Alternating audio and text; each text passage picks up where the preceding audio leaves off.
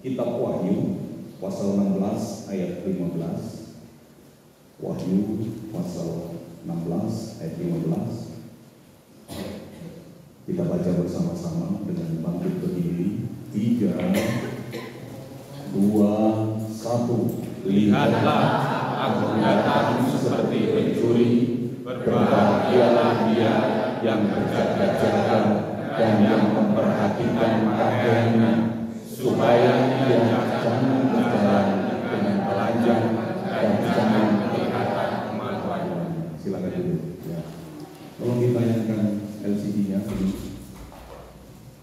Haleluya. Kita saksikan dulu LCD ini supaya membantu kita untuk mengerti ayat ini. Haleluya. Lihatlah, aku datang seperti pencuri. Ya. Berbahagialah dia yang berjaga-jaga dan yang memperhatikan pakaiannya, supaya ia jangan berjalan dengan telanjang dan jangan kelihatan kemaluannya. Bisa, Bu? Ya. Saudara dikasih Tuhan, sambil menunggu persiapan tayangan itu, seperti saya jelaskan kemarin, bahwa kehidupan setelah kematian itu ada 2 tempat. Yang pertama di Hades, yang kedua di mana, saudara? Di Firdaus. Menurut bahasa saya, itu sebenarnya adalah tempat parkir sambil menunggu kedatangan Tuhan yang kedua kali. Sambil menunggu kedatangan Tuhan yang kedua kali, ada tempat parkir namanya Hades. Video yang kemarin, orang yang dimasukkan ke dalam Hades itu pada saat dia mati itu dalam keadaan telanjang. Dalam keadaan telanjang, saudara dikasih ini. Sedangkan orang yang mati dan kemudian dibawa Tuhan ke Firdaus itu menggunakan pakaian, ya, menggunakan pakaian. Pakaian yang dipakai oleh orang itu adalah pakaian lenan halus putih berkilau-kilau, berikatkan pinggang emas. Pakaian putih, makanya kalau kita berjamuan suci tiap minggu-minggu pertama kita memakai pakaian putih. Itu adalah lambang dari kesucian. Sedangkan kain lenan itu perlambang perbuatan benar orang-orang kudus. Ya, Tante Seni, jemaat di tempat ini sudah ada banyak yang meninggal, ya. Tante Seni melihat, kasih tahu sama Tuhan, loh ini kok meninggal kok nggak pakai pakaian, gitu ya, nggak pakai pakaian. Jadi bagian atas ada awan, bagian ada awan, tapi tidak pakai pakaian. Pertama kita tidak mengerti. Kemudian yang terakhir ini ada yang meninggal, ibu gembala sepuh meninggal. Dia pakai pakaian. Ada David, papanya ini, pakai pakaian. Ya. Di situ setelah kita hubungkan dengan ayat ini, orang yang meninggal berbahagialah dia yang berjaga-jaga, yang memperhatikan pakaian. Ya. Jadi jemaat Tuhan di tempat ini harus menjaga pakaian. Pakaian apa? Sudah bisa? Pakaiannya agar supaya pakaian itu adalah pakaian lenan halus. Kalau enggak yang kemarin ya, yang kemarin dipercepat. Yang kemarin dipercepat. Kemarin sudah saya kirimkan CD-nya, harusnya dipersiapkan ya, dicek. Saudara dikasih Tuhan, pakaian itu adalah pakaian lenan halus. Pakaian lenan halus itu adalah pakaian kebenaran. Bisa berkata amin. Oleh sebab itu mari kita menjaga hidup kita, pakaian kita, agar supaya tetap kita mempunyai pakaian lenan halus. Agar supaya tidak kedapatan telanjang sehingga kelihatan kemaluannya. Makanya kalau ada orang mimpi, aku kok mimpi ya, kamu kok tidak pakai pakaiannya, maka arti dari mimpi itu adalah akan mendapatkan malu. mendapatkan malu. Saya barusan juga dimimpikan, tak mimpikan telanjang ya. Lalu saya berdoa, Tuhan jangan kau permalukan hamba-Mu itu. Dan kemudian saya lebih lakukan dari rasa malu itu. Saudara dikasih Tuhan, sejak kedatangan Tuhan yang kedua kali, sering saya sampaikan kepada saudara, yang mati di dalam Tuhan itu dibangkitkan. Lalu orang itu dikenakan pakaian lenan halus. Sedangkan saudara yang masih hidup diubah dalam waktu sekejap. Ya. Lalu keduanya itu naik ke awan-awan menyongsong kedatangan Tuhan yang kedua kali. Beberapa orang datang ke tempat ini membenahi pakaiannya. Kalau pakaiannya itu kuasa kegelapan, maka kita tidak bisa masuk dalam kerajaan surga. Pekerjaan iblis itu licik. Melalui berbagai cara, dia mengenakan pakaian lain dalam hidup kita. Entah itu melalui ritual orang tua, melalui kuasa kegelapan, melalui kita ikut upacara-upacara adat, maka secara tidak langsung kita mendapatkan pakaian itu. Wahyu pasal 3 ayat 12. Wahyu pasal 3 ayat 12. Tolong Wahyu pasal 3 ayat 12 berkata sama-sama, barang siapa menang, ia akan kujadikan soko guru di dalam bait suci Allahku, dan ia tidak akan keluar lagi dari situ, dan padanya akan kutuliskan nama Allahku, nama kota Allahku, yaitu Yerusalem baru yang turun dari surga dari Allahku, dan namaku yang baru. Makanya ada istilah ikut berbela-sungkawa sampai ketemu di Yerusalem baru. Ya, ini video. Mari kita perhatikan dulu sebelum saya lanjutkan. Kasih suara.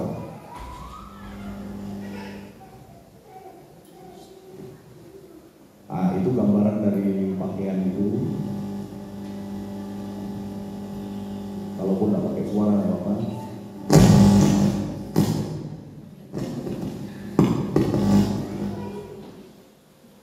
Ya, kita mendapat pakaian, lalu kita terangkat menyongsong kedatangan Tuhan di awan-awan seperti itu. Yang mengangkat kita siapa?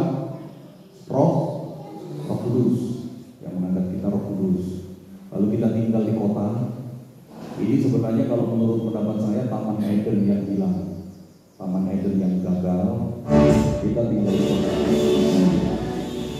Ini ulang dari awal. Kecil lagi. Lembut aja, ya. Dari awal.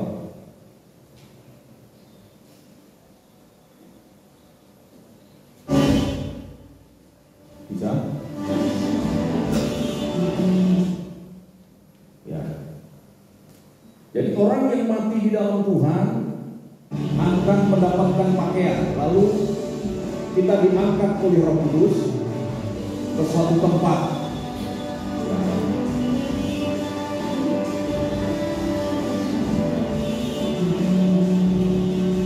Itu pakaiannya.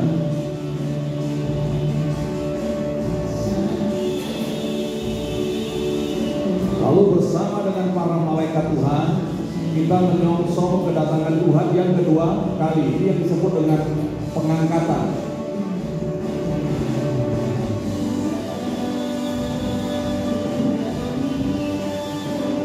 Ya, lalu kita tinggal di padang gurun. Alkitab berkata kita tinggal di padang gurun.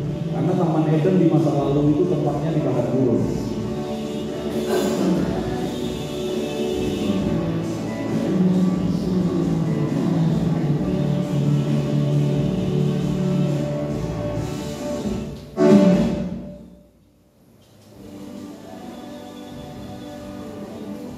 Ya, begini aja.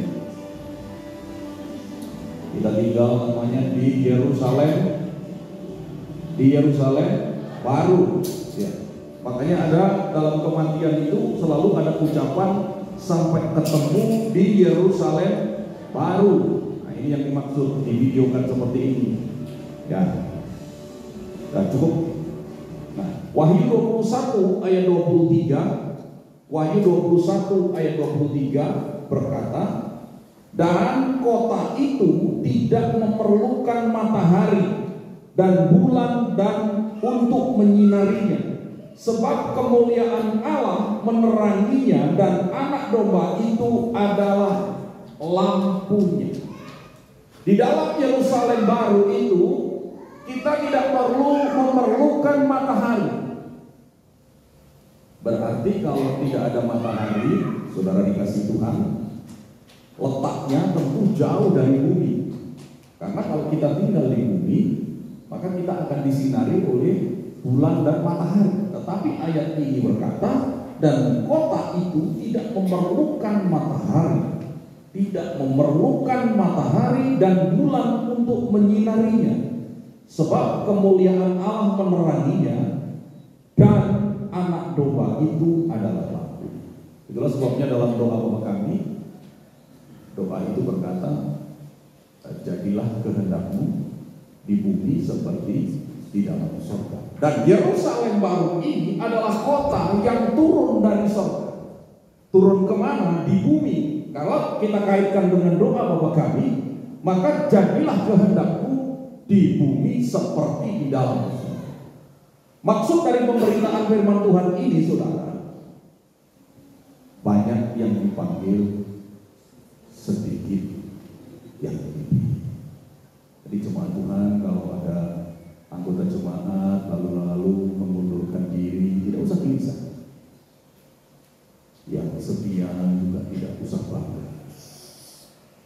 Sebab yang penting bukan langkah yang pertama, tetapi langkah yang terakhir. Jadi anak Tuhan, menurut pendapat saya, harus sukses. Amin. Harus sukses. Jemaat di tempat ini tidak ada yang miskin. Ya. Kalau saudara tidak sukses, sekolah lagi, belajar lagi. Belajar. Sebab orang dunia tidak menyembah Yesus. Kalau ukuran sukses itu adalah uang, orang dunia lebih sukses. Jepang itu tidak pernah menyembah Yesus. Menyembah apa? Dewa Ra. Jepang punya Honda dan punya Yamaha.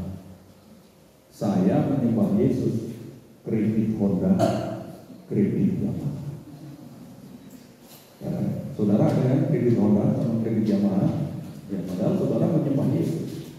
Sukses itu memang apa yang dikerjakan, dijadikannya berhasil. Tetapi yang saudara kerjakan ini apa dulu? Apa dulu? Kalau yang saudara kerjakan itu kecil, maka kesuksesan saudara kalau diukur dengan uang yang kecil. Oleh sebab itu, tingkatkan pekerjaan saudara, perbesar pekerjaan saudara. Orang yang bisa menggembalakan orang banyak itu adalah orang yang sukses. Kita cari ayat. Berkat Tuhanlah yang menjadikan kaya. Ini tidak saya siapkan, saya carikan ayat ini. Di dalam kitab Amsal berkata, berkat Tuhanlah yang menjadikan kaya, susah payah tidak akan menambahinya. Bagaimana agar supaya kita kaya? Ayat 21. Tolong, Amsal 10 ayat 21. Ini rahasia menjadi kaya. Sama-sama, bibir orang benar menggembalakan banyak orang, tetapi orang bodoh mati karena kurang. Syarat untuk menjadi kaya, kita memiliki bibir yang benar. Amin. Perkataannya itu benar. Kalau saudara sudah perkataannya nggak jelas, ya, tidak akan mendapatkan berkat Tuhanlah yang menjadikan kaya. Orang yang bibirnya benar itu bisa menghadapi berbagai-bagai karakter.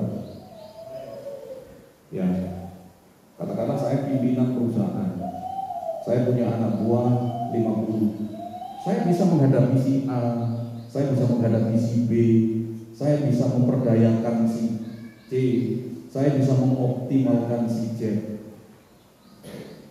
Ada orang yang tiap 2 bulan ganti-ganti pembantu. Pembantu itu kenapa tidak kerasan sama dia? Karena pembantu itu dipaksa seperti dia. Itulah sebabnya kita banyak kecewa. Kita harus mampu mengelola bermacam-macam orang kalau ingin sukses. Terus aku tidak senang sama orang ini, tidak kasih barang. Itu kalau orang dikit-dikit tidak senang, dikit-dikit tidak cocok, itu susah disuruh sukses. Harus selalu cocok. Dicari titik-titik positif pada orang itu, sebab karakter kita itu tidak sama. Kita harus punya bibir orang benar, menggembalakan banyak orang. Walaupun dihujat, walaupun dibully, karena kita itu benar, maka kita tidak akan pernah goyang. Bisa berkata amin. Tidak usah terlalu membela-membela, cuma menimbulkan pertengkaran. Dari buahnya lah kita ini akan dikenal. Dirasani orang, kamu ini biarin aja, tunjukkan bahwa kamu tidak seperti itu. Itulah sebabnya ayat ini berkata, berkat Tuhanlah yang menjadikan kaya, susah payah tidak akan menambahinya. Bagaimana caranya mendapat berkat ini? Ayat 21 berkata, bibir orang benar menggembalakan banyak orang, tetapi orang bodoh mati karena kurang akal budi. Ganti-ganti karyawan terus, ganti-ganti relasi terus, membangun relasi baru, akhirnya susah.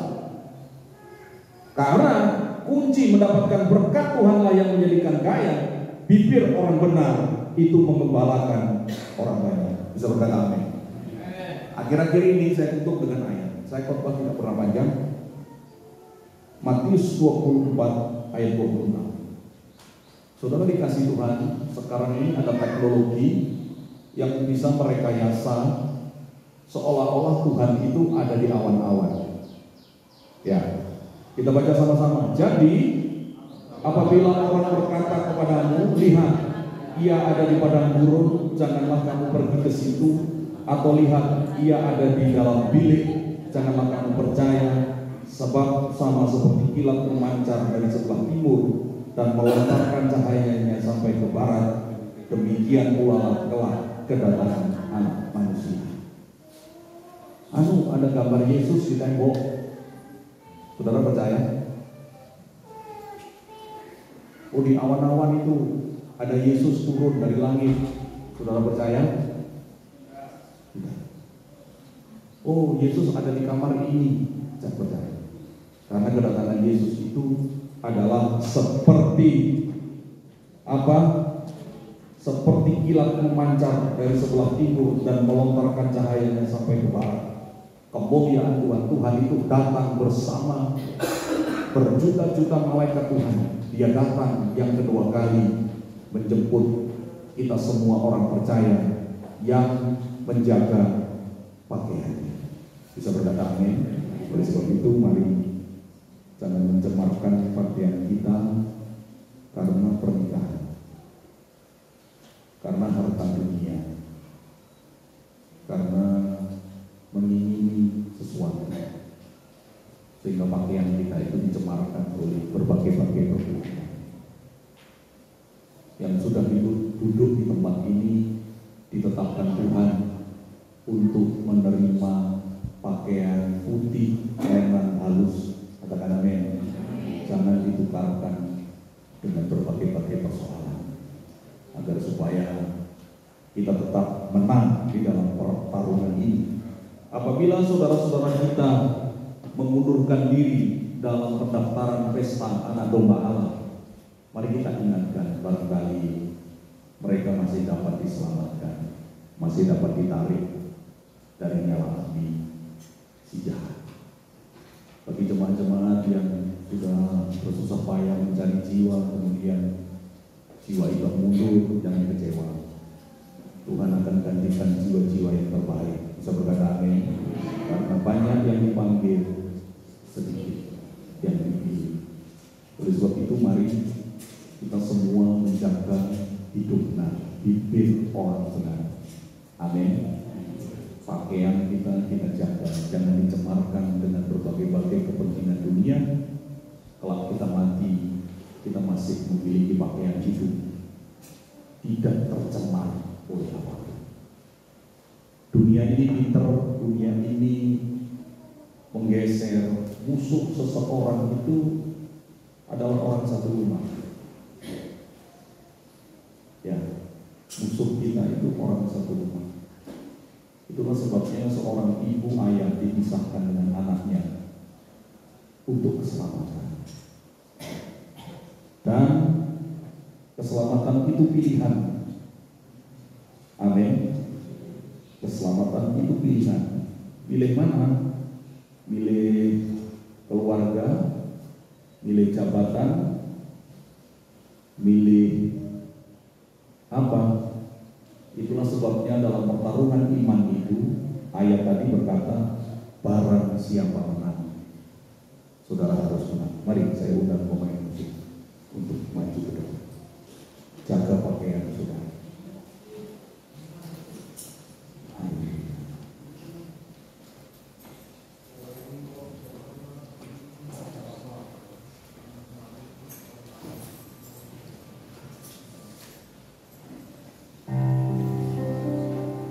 Kalau Randy tolong saya juga. Tak tersembunyi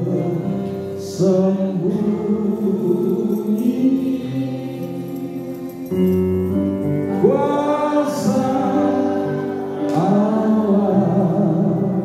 Haleluya. Kalau di